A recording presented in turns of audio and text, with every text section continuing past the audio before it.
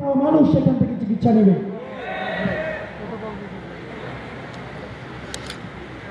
আমরা এমন একটি শিক্ষা ব্যবস্থা চাই। আপনারা দেখেন, লজ্জাজনক একটি বিষয়, আমাদের যারা সরকারি চাকরিজীবী ছিল আগে, যারা বড় বড় অফিসার ছিল, যারা মন্ত্রী ছিল, যারা মিনিস্টার ছিল, তাদের ছেলেদের মেয়েদের কোথায় পড়াশোনা করতো আপনারা জানেন? তাদের ছেলে মেয়েদের কোথায় পড়াশোনা করতো আপনারা জানেন?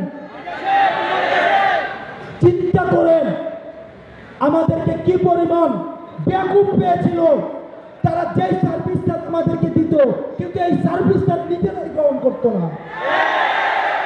তারা এমন একটি সার্ভিস আমাদেরকে দিত যে সার্ভিসের প্রতি তাদের নিজেদেরই বিশ্বাস ছিল না। আমাদের দেশের যারা স্বাস্থ্য খাতের সাথে জড়িত ছিল তারা চিকিৎসা নিত কোথায় যেত? তারা ইন্ডিয়াতে যেত, সিঙ্গাপুর যেত। আমাদের একজন রাষ্ট্রপতি ছিলেন, উনি কি নির্মম নির্লজ্জতার পরিচয় দিয়েছিল পুরো তৃতীয় প্রজন্মের পরিবার